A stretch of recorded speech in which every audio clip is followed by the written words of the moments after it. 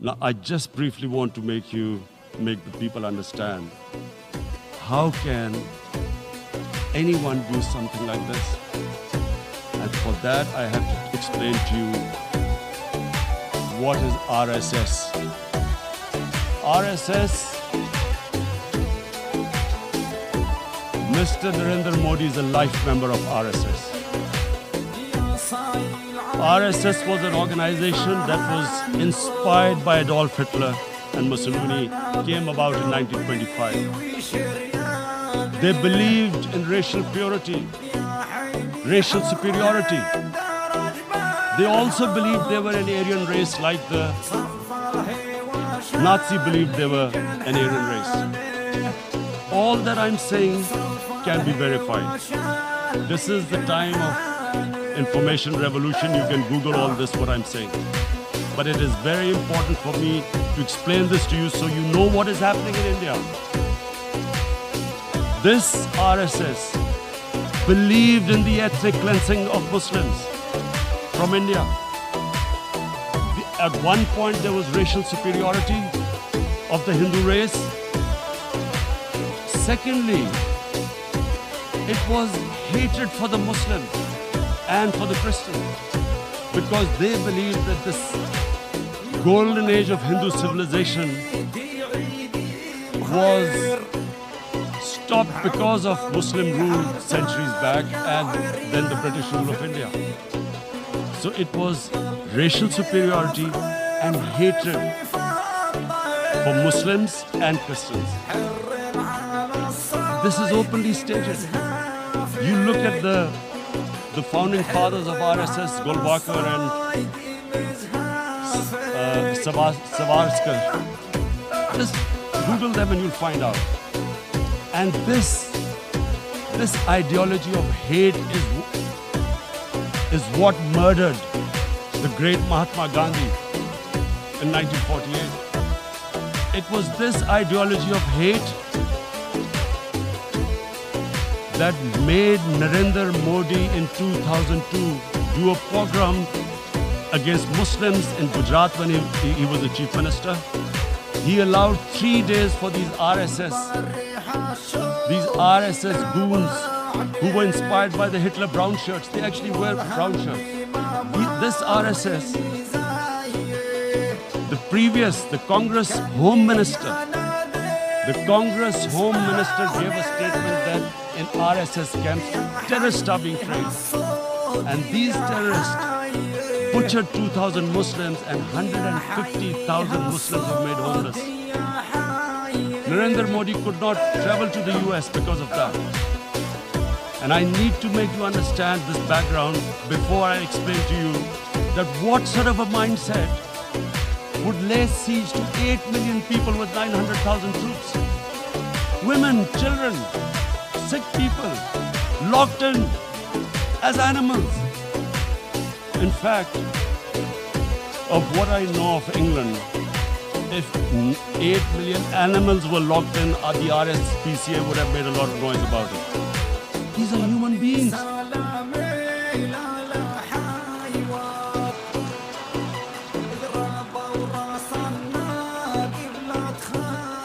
And Mr. President, what comes with racial superiority, these illusions of Aryan superior race, is arrogance. The two go together. And it's arrogance that makes people make mistakes and do stupid things. Cruel things like what Narendra Modi has done. It's sheer arrogance. And it's arrogance that has blinded him from the fact that what is going to happen when the curfew is lifted. Has he thought about it? This hasn't been thought through. What is he going to do when he lifts the curfew? Does he think that people of Kashmir will quietly accept the status quo because India has changed the constitution and taken away the special status? They'll accept that?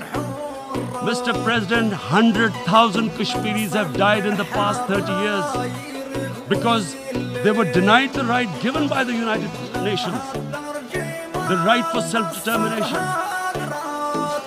100,000 have died and 11,000 women have been raped. There are two United Nations human rights reports on this. The world hasn't done anything because India is a huge market, 1.2 billion people. Sadly, the material prevails over the human. But this has serious consequences. Again, I repeat, that's why I'm here. Look, what is going to happen when the curfew is lifted will be a bloodbath. The people will come out. There are 900,000 troops there. They haven't come to, as Narendra Modi says, he's done this for prosperity of Kashmir. This is supposed to be for the development. These 900,000 troops, what are they going to do when they come out? There'll be a bloodbath. Has he thought it through what happens then? Mr. President, has anyone thought that what happens when there is a bloodbath? What do you think the impact will have on the people of Kashmir? What do you think they will think? The way they have been boxed in their houses, treated like worse than animals, no rights. Thousands of all the political leadership has been arrested, taken out of Kashmir. Even those Kashmiri leaders who were pro-India have been taken out. 13,000 boys have been picked up and taken to God knows which destinations. So what do they think? What will the people of Kashmir do when they lift the curfew? They will be out in the streets. And what will the soldiers do? They will shoot them. They've already used pellet guns, blinded young boys. In the last 6 years, the 5 years, the oppression that has gone on in Kashmir. And so, Kashmiris will be further radicalized. Mr. President, there will be another Pulwama. And guess what? India will blame us. They're already blaming us. They're saying all this is happening because of Pakistan. One of their defense ministers said there are 500 terrorists lined up on the border to go in. Why would Pakistan send 500 terrorists when there are 900,000 troops? What impact are they going to make? What will they do? And why would? Don't we know that the moment there is some terrorist attack, all that will happen is there will be further cruelty and oppression of the people of Kashmir. We will just give the 900,000 troops to further crush the people of Kashmir. And then we'll give the Indian government an excuse that, look, Pakistan is a terrorist state, this mantra that has gone on, Islamic terrorism. The moment you use this catchword, Islamic terrorism, the whole world turns away. No one talks about human rights. You can do whatever you want, which is what has happened in Kashmir, because they keep using this word, Islamic terrorism. And this is what they're doing right now.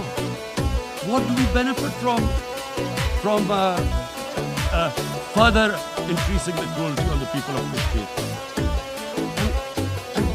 And why would we want this? But there is no other narrative left for India.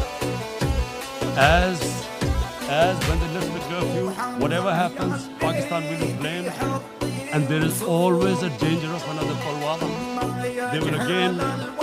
They might come and bomb us again, and then another cycle might start. And what does Narendra Modi think? That 180 million Muslims of India are thinking right now. Aren't they watching these Kashmiris stuck inside for 55 days they've been stuck in? Aren't they watching? What do you think? Don't you think that the Muslims will be radicalized in India? And I'm talking about 180 million people. And when they get radicalized, there will be some incident in India somewhere down the line. Again, we will be blamed. And I'm warning you right now, again we will be blamed. And Mr. President, what about 1.3 billion Muslims who are watching this? And they know that it is only happening in Kashmir because they're Kashmiri Muslims. This is not happening to Kashmiri Hindus. They know that this is happening because of their religion. So what do you think they will be thinking? What do you think the Jewish community would think if they were, forget 8 million, 8,000 Jews stuck like this? What do you think Europeans would think? What do we think? I mean, any human community, if their members are stuck like that, what do you think they will think? Are we a children of a lesser God? Is it not going to cause us pain? And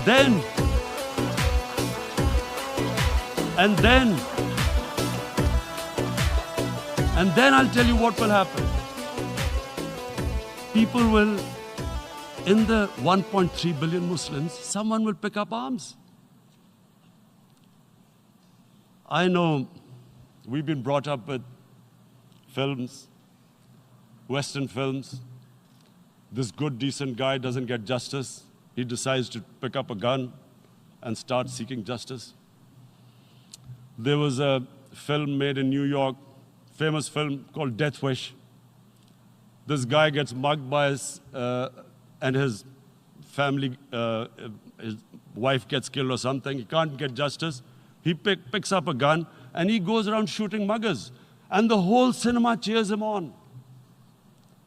So what do you think the Muslims are thinking right now? If there is a bloodbath, there will be Muslims becoming radicals, not because of Islam, but because of what they will see, that there's no justice when it comes to Muslims. There were Rohingya Muslims, Myanmar, who are, God knows, almost 1 million people out, ethnic cleansing. What was the response of the world community? So what do you think will be the response of 1.3 billion Muslims? I picture myself. I'm in Kashmir. I've been locked up for 55 days. I have heard about, and there are rapes, Indian Army going into homes, soldiers. Would I want to live this humiliation? Would I want to live like that? I would pick up a gun. You're forcing people. You are forcing people into radicalization. When people lose the will to live, what is there to live for? And this is what, if you can do this to human beings, you are actually radicalizing people. And so, Mr. President, I want to repeat here, this is one of the most critical times. There will be a reaction to this. Pakistan will be blamed. 2 nuclear-armed countries will come face to face like we came in February. And before we head in that direction, the United Nations has a responsibility. This is why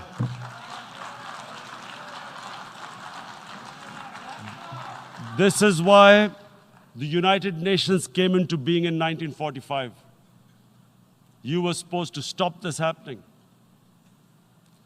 I feel we are back to 1939, Munich. Czechoslovakia has been taken, annexed. What is the world community going to do? Is it going to appease a market of 1.2 billion, or is it going to stand up for justice and humanity?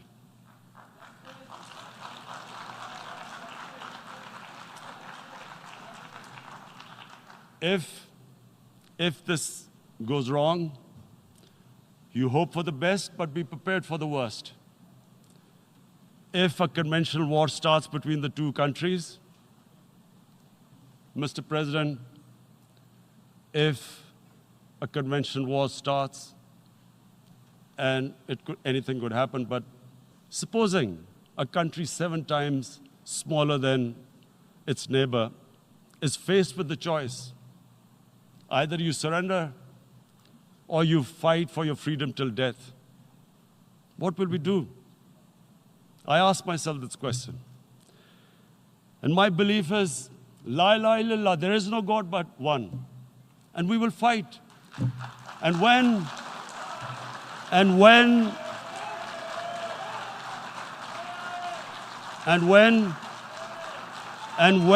a nuclear-armed country fights to the end, it will have consequences far beyond the borders. It will have consequences for the world, which is why I repeat I'm here. Because I'm warning you, it's not a threat. It's a fair worry that where are we headed? And I've come here to tell the UN, you've got to, this is a test for the United Nations. You are the one who guaranteed the people of Kashmir the right of self-determination. They are suffering because of that. And this is the time. This is the time not to appease like in 1939 appeasement took place. This is the time to take action. And number one action must be that India must lift this inhuman curfew, which has lasted for 55 days. It must free all political prisoners, and especially those 30.